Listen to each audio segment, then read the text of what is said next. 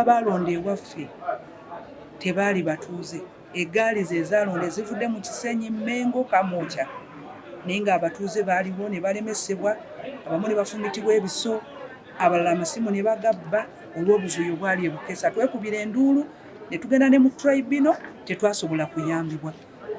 Obusungu ne tugamba amaanyi gali mu bantu, kaneesimbewo independent. Abantu bansabye ne ntuukiriza ne nsimbewo independent. Abantu abo mbakoledde neesimbawo 221. Nali independent ne siyitamu nesigala nga nkuli. Ebitongole ebikuumaddembe mbisaba muleke tuvuganye mu mirembe, muleke abantu basalewo, kubanga obuyinza tubuweebwa ssemateeka etukkiriza abantu okulonda ani aba abakulembera na butya bw'aba abakulembera. Nsaba akalulu muleke kabeere ka mirembe, tubalageko nti NUP yeetege. Banga opposition ndi wa NRM ruling party ngenda making sure nti tushakinga omuti oba tunyenya omuti ebibala ebiriko bannakisenyi wano nabyo babinyumirwe.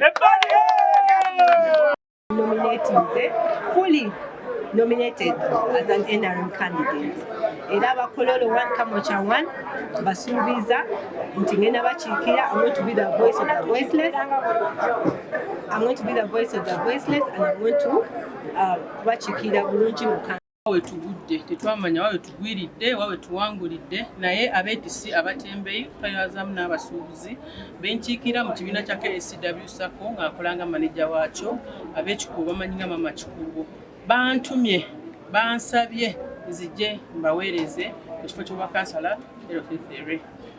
Abavubuka bannange abakadde baganda bange era nga njagala obuwagizi bwange obadde olutalo lw'amaanyi nnyo ne Mukama abadde mulungi nnyo nensobola okuba nga mpiseewo era akabonero kange megaphone akazindaalo ngera kano kokoze ki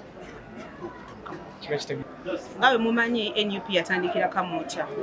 Tulina essanyu lingi nnyo nti pulezidenti waffe Robert Ssentamu Kyagulanyi azaalibwa era akulidde Kamwokya. Era tusuubiza nti nze ng'omuntu nsuubiza nti ngenda kukola service delivery nga NUP bwe neetaaza. Mu kwavaliza NUP mulimu